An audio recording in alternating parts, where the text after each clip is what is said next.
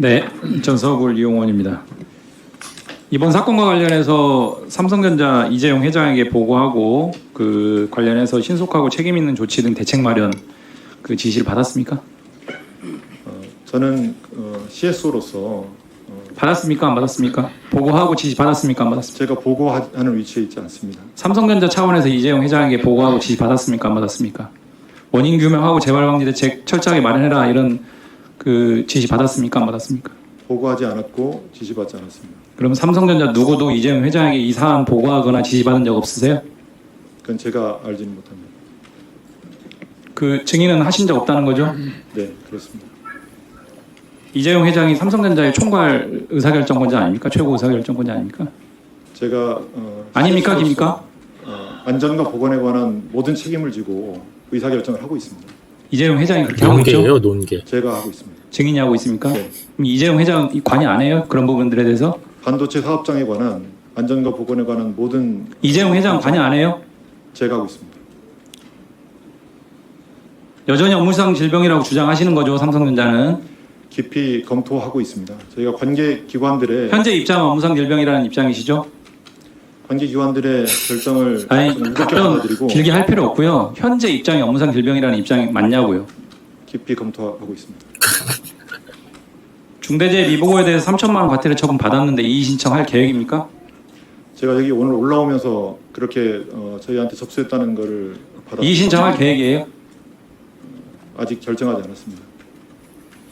제가 이 부분 얘기 드릴게요. 11월 28일 넘어가면 바로 이의 신청할 겁니다, 삼성전자는. 뭐 아시는 바와 같이 노동부 자문에서 6개 뭐 학회랑 전문가들 다 일관되게 업무상 부상으로 판단을 했고요. 그런데 저는 삼성전자 정도 되는 기업에서 4개의 대형 로펌을 동원해가지고 아마 뭐 수억 원 정도의 수임료가 지출됐을 것으로 이제 보이는데요. 이렇게 의견서 제출하면서 대응을 하는 게 매우 부적절해 보이는데요. 이게 과연 무엇을 위한, 누구를 위한 이런 대응들인지 잘 이해가 납득이 잘 안 됩니다. 누구를 위하긴요. 이재용 회장을 지켜야 되니까 그런 거죠, 의원님. 저는 사실은 삼성전자도 이미 이게 중대재해로 규정이 됐을 때 중대재해처벌법에 따른 경영 책임자로 포섭이 될 수 있는 이재용 회장 구하기 일환으로 처음부터 대응하고 있다 저는 그렇게 보는데요. 피해자들의 피해만 가중시키고 고통만 더 극대화시키는 조치들입니다.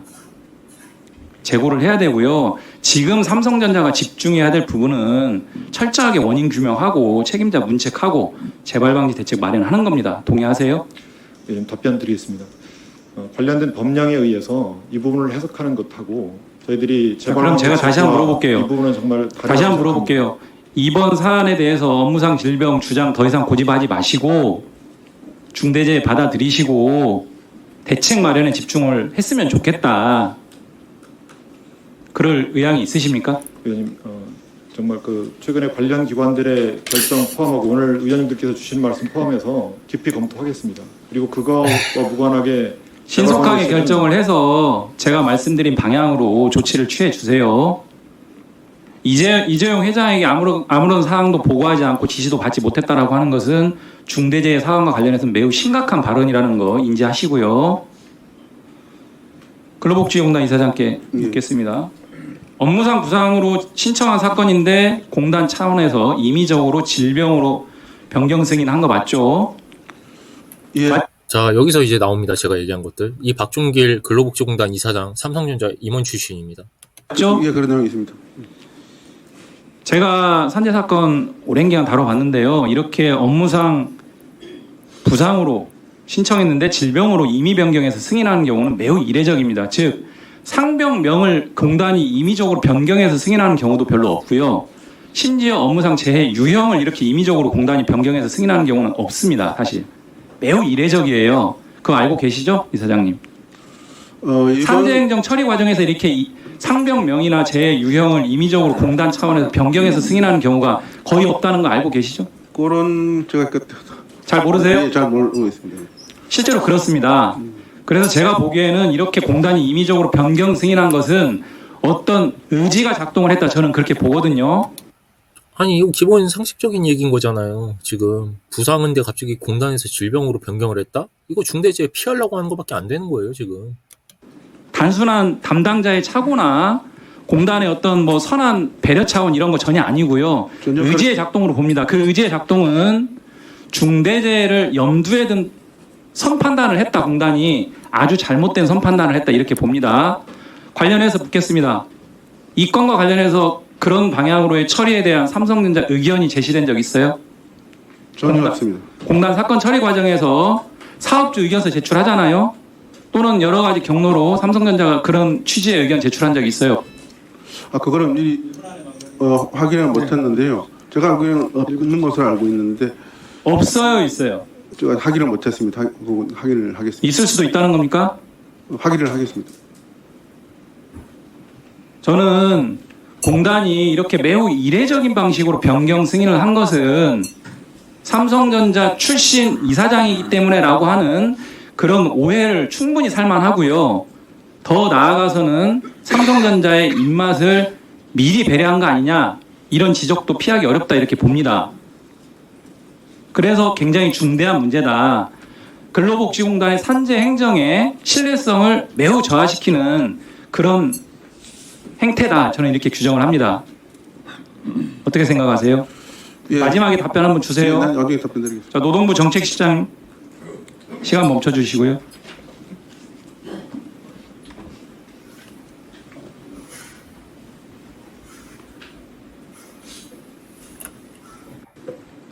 판단이 늦어지면서 피해들 고통이 가중된 것은 물론이고요. 노동부랑 근로복지공단의 판단이 이렇게 차이가 나면서 굉장한 그 혼선이 초래됐습니다. 알고 계시죠?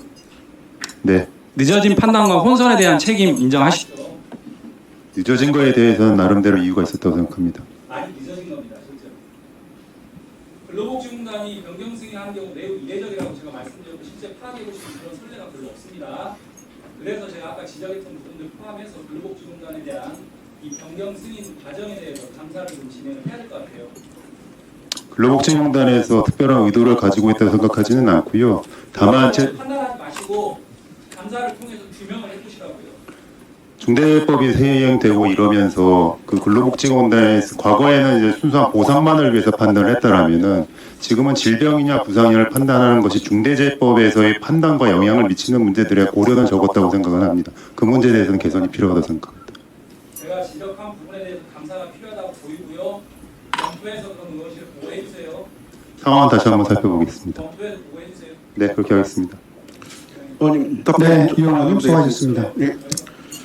의원님 그 전문가시니까 잘 아시겠지만 그 사고인지 질병인지 판단하는 것은 매우 어렵습니다. 이렇게 의원님 말씀하신 것처럼 사고로 볼 수도 있고 양조항을 다 적용할 수 있겠다는 생각이 듭니다. 37조에 업무상 재해를 다음 같은 경우는 업무상 재해로 본다라고 되어 있는데요. 첫 번째가 업무상 사고, 두 번째가 업무상 질병인데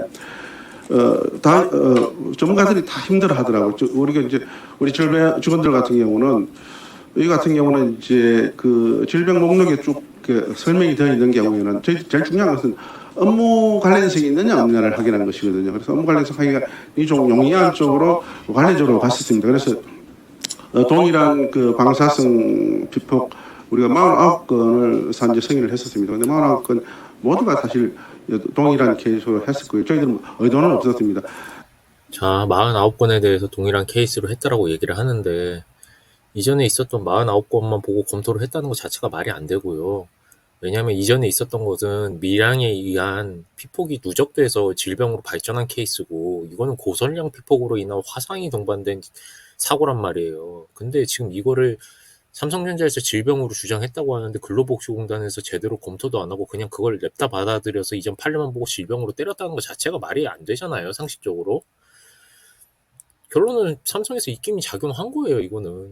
의원님 분이 아까 이용우 의원님이 말씀하신 게 맞고 이거를 전 국민한테 물어보면 다 저희처럼 생각하지 근로복지공단 지금 박종길 이사장님이 얘기하는 거대로 누가 지금 납득을 합니까? 말이 안 되는 얘기예요, 지금.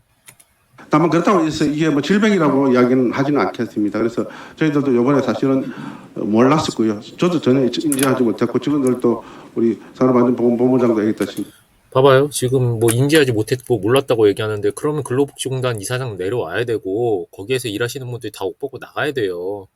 그거 제대로 하나 이전 사고랑 지금 케이스랑 비교도 안 했다는 거고 그때는 중대재해처벌법이 있을 때고 지금 없을 때니까 당연히 다르게 보고 지금 피폭 화상에 대한 거는 부상으로 분류하는 게 맞죠. 근로복지공단에서 삼성전자가 질병으로 주장했다고 그거 그대로 받아들이고 선례만 보고 바로 질병으로 같이 노동부에 올렸다는 게 말이 됩니까? 말도 안 되는 소리 하는 거예요 지금. 이 부분이 중대재해법과 연결된다는 것을 죄송합니다. 무지했는데요. 잘 몰랐던 부분은 저희들이 잘못이 있었던 것 같습니다. 예, 봐봐요. 또 몰랐대요. 모른다고 끝이 아닙니다. 그럼 책임지고 옷 벗어야 돼요. 있고 하지만 사전에 이 부분을 뭐 의도했거나 안 그러면 누구의 압력을 받았거나 이런 것은 전혀 없다는 것을 국정감사장 앞에서 다시 한번 제가 확실히 말씀을 드립니다. 예. 제가 봤을 땐 이거 개인 핸드폰 포렌식이나 이거 다 조사해야 됩니다. 저는 어차피 정부에다가 이거 일반 사고가 아니고 이건 사건이라고 다룰 거고요. 정부에다가 전 조사 요청할 겁니다. 네. 네, 그 부분은 규명이 좀 필요한 부분으로 보이네요. 다음은 박해철 의원님. 예, 증인 앞으로 나와주시기 바랍니다.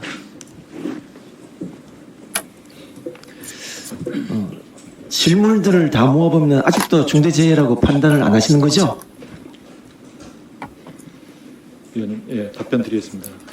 또 나옵니다. 이제 또 깊이 있게 판단하고 뭐 무슨 뭐 내부 감론을박이 있었고 또 그 레퍼토리 또 나옵니다. 깊이 검토하고 짧게 있습니다. 깊이 검토하고 있다.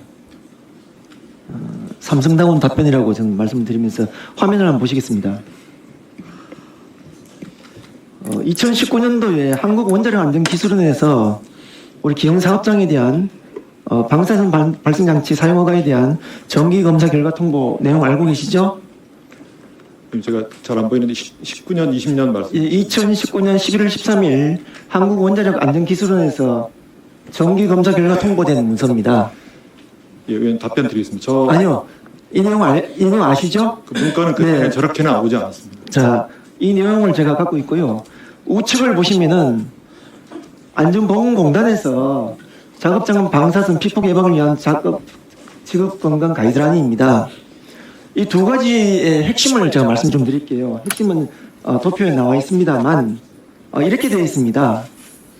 방사선 발생장치 이상 발생 시에 공급처에서 현장을 직접 방문하여 유지보수를 수행한다라고 되어 있습니다. 자, 이거 문서 저희 설비 엔지니어들한테 공개한 적 없고 저 처음 들었습니다. 사고 나고. 그리고 이거 왜 공개 안 하고 여태까지 이렇게 운영했느냐. 인건비 아끼려고 그랬던 거예요. 삼성전자에서. 이 문서가 알려지게 되면 저희한테 쉽게 말해서 알리게 되면 저희들이 AS를 할 필요가 없죠. 무조건 업체 부를 텐데. 그러면은 업체 부르는 돈이 어마어마하게 나올 텐데 장비가 오래돼서. 그러니까 일부러 고지 안 하고 여태까지 삼성전자 엔지니어들 갈아 넣으면서 일했던 거예요. 그렇게 해서 원가 절감 한 거고. 나쁜 새끼들이에요, 아주. 그렇죠? 양쪽 다 그렇게 되어 있습니다. 그래서 점검 당시에도 그렇게 하고 있다라고 하고 있습니다. 그럼 지금도 이번 사업장에 방사성 발생장치 이상이 생기면은 공급처 인력이 와서 유지보수하고 있습니까? 예, 의원님 답변 드리겠습니다. 저희가 제조사를 통해서 하는 그 가이드라인에 관해서 저희가 하고 있습니까? 하고 있지 않습니까? 구분되어 있습니다. 하고 있습니까? 하고 있지 않습니까? 제조사가 하는 것이 있고 지금 이번 사업장에 사고 난 부분이 해당되는 사업장입니까? 아닙니까? 그 전까지는요. 저희가 그 제조사 해당되는 사업장입니까? 아닙니까? 예, 해당되는 사업장입니다. 맞죠? 예. 근데 가이드라인이 지금 아니고요. 제가 좀 더 말씀드리겠습니다. 실질적으로 여기에 종사하시는 분을 제가 직접적으로 만나서 얘기를 들어보니 가이드라인상 나오는 직접 공급처에서 해야 될 부분인데 본인들이 하고 있었던 것 같다. 그리고 지금까지 오랫동안 근무하신 분들도 이 공급처는 판매처 인력 불러서 이런 정비를 해본 얘기를 들어본 적도 없다라고 얘기를 하고 그렇다면은 기업만이 아니라 평택 화성에 있는 모든 삼성반도체 사업장도 이런 기본적인 가이드라인 지키지 않고 있다고 봐도 되는 거죠? 의원님 그 말씀드린 대로 제조사가 하는 거 아니 제가 확답만 해주십시오. 기본적인 가이드라인 지키고 있습니까? 지키고 있지 않습니까? 예, 말씀드리겠습니다. 저희가 지키고 있습니까? 지키고 있지 않습니까? 부족한 부분들이 있었던 거 지키고 확인해서 있습니까? 지키고 있지 않습니까? 다 바꾸는 조치를 했습니다. 지금 이제 개선하고 있는 중이라는 거죠? 예, 그렇습니다. 그간은 그렇게 하지 않았다는 얘기시죠? 예, 다음 화면 한번 보시겠습니다. 원안위에서 방사선 피폭 사건 조사 결과 및 조치 계획 내용입니다. 질문 좀 드릴게요. 5월 28일 3시에 삼성의 피폭 의심 사실을 얘기를 하고 병원으로 이송해서 초기 병원으로 이송했다고 합니다. 원안위에도 이렇게 나옵니다만 제가 뒤에 추가로 말씀드리겠습니다. 먼저 삼성 사내병원 가는데 10분 걸렸죠. 그리고 거기서 아주대병원 가는데 1시간 10분 걸렸습니다. 그리고 다시 원자력 의학원 가는데 2시간 14분 총 4시간 44분을 허비하고 결국은 원자력 의학원으로 갔습니다. 실제 육안으로도 이 피해 사실 심각한 거 다 알고 계시죠? 육안으로 다 보이죠? 저희가 그렇죠?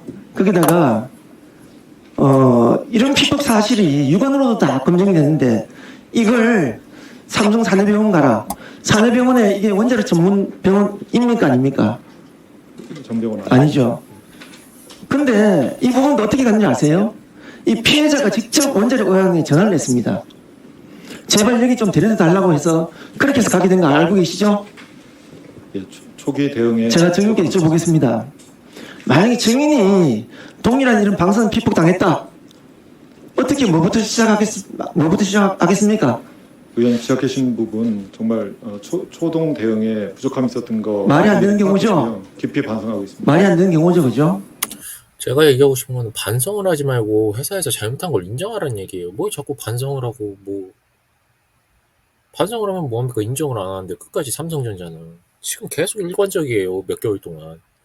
그러니까 제가 피해자가 이렇게까지 언론에 나와가지고 피해 사실을 호소하고 있는 거거든요. 지금. 제가 그 다음 장, 화면 다음 장, 이 부분은 피폭 피해자가 저한테 주신 탄원서 내용입니다. 이 내용은 제가 전달해 드리겠습니다. 지난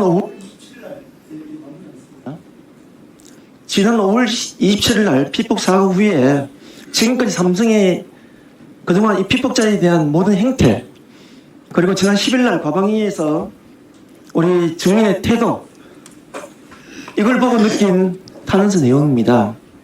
그래서 이 내용은 화면에 보이시지만 제가 조목조목 우리 증인께 좀 질문을 좀 드리고 싶습니다. 또 지금도 이 피해자들은 고통받고 있는데 여기에 대해서 다시 한번 분명한 사과와, 그리고 이 부분은 당연히 피해자들의 합의는 물론이고 중대재해 예방 당연히 해야 되겠죠. 그리고 합의 과정이나 이 사고 예방 체계 개선은 국회에서 지속적으로 개선 대책 보고해 주십시오. 박혜철 의원님께 부탁드립니다만 합의 과정이나 이런 것들에 대해서 정말 꼭 챙겨주셔야 됩니다. 국회에서. 이 삼성전자 사람들은 저희들을 그냥 솔직히 지금 이게 국정감사에 나와서 논의가 됐으니까 저희가 이렇게 좀 관심을 받고 지금 격려를 받고 하는 거지, 이전에 국정감사 나가기 전까지 삼성전자 사람들 아예 신경 안 썼어요. 그냥 치료하고 3년 뒤에 합의하자. 치료가 되고 있는데 무슨 소리냐. 이렇게만 일관했습니다. 그러니까 제가 이건 말도 안 되는 소리다. 너희들이 은폐를 하고 잘못한 것이 도대체 이렇게 많은데 너희들은 뭐가 그렇게 당당하냐. 그래서 피해자인 제가 직접 나서게 된 거예요. 지금 이 자초지종 시발점이. 동의하시죠? 동의하시죠? 정말 깊이 사과하고요. 그리고 제가 왜 이 말씀을 드리는가 하면은 차기 검사실 중점 확인할 사항이라 해서 여러 가지 내용들을 지적해 놓은 게 있습니다.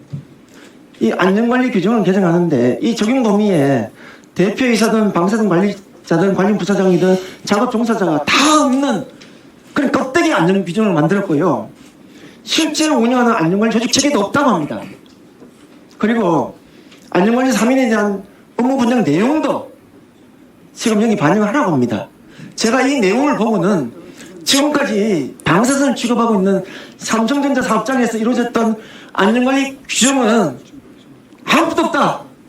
저는 이렇게밖에 보이지 않아요. 정말 제가 이 내용 보고 하나하나 바라보면서 이런 중국식의 안전관리 점검을 해왔던 게 삼성이라는 게 제가 부끄럽습니다. 어떻게 생각하십니까? 의원님 답변 드리겠습니다. 저희가 19년에 그 지금 말씀하신 그 보고서 내용을 다 받지는 못했습니다. 최근에 그 내용들이 국회에서 얘기가 되면서 저희들이 일부 확인을 했고 그 중에는 저희들이 일부 저희들이 부족한 게 있고 그렇지 않은 것들도 포함되어 있는데 그걸 다 포함해서 저희들이 이번에 근본적으로 고치는 데 다 활용해서 확실히 바꾸겠습니다. 보건그룹 부장이 다 서명한 이 내용들을 수긍받고도 그러면 따로 보고도 안 그치고 내용도 다 받고는 끝입니까? 19년도에 저희들한테는 그렇게 세부적으로 피드백은 오진 않았었습니다. 하여튼 다 포함해서 계산하겠습니다. 네, 박해철 의원님 수고하셨습니다. 제가 이제 준비한 건 여기까지고요. 제가 내일 10월 25일에 과방위에 증인으로 참석합니다. 증인으로 참석하는 이유는 삼성전자에서 지금 계속 중요한 부분에 대해서 거짓말을 하고 위증을 하고 있는 거에 대해서 대면 질의를 할 예정이고 아마 모든 분들이 다 제가 얘기한 것에 공감을 많이 할 거예요. 지금 여태까지 제가 만든 영상들이나 이런 것들이 제가 일반적인 뭐 피해자로서 주장하는 것들이 아니라 다 증거와 정합성을 가지고 전 얘기를 하고 있거든요. 근데 삼성전자 측이 얘기하는 거는 굉장히 감성적인 얘기예요. 다 오해라 그러고 뭐 미비됐다 그러고 근데 그런 것들에 대해서 결론적으로는 인정을 안 하고 있는 거죠. 고치겠다라고만 하고 결국에는 지금 모든 일어난 일들에 대해서 삼성전자가 책임질 수 있는 거는 중대재해처벌법을 받아들이고 징벌적 배상제도에 의거한 보상을 저희한테 해주는 게 삼성전자가 저희한테 진정으로 사과하는 일이고 그게 아름다운 이별이다라고 전 얘기 드리고 싶습니다. 감사합니다.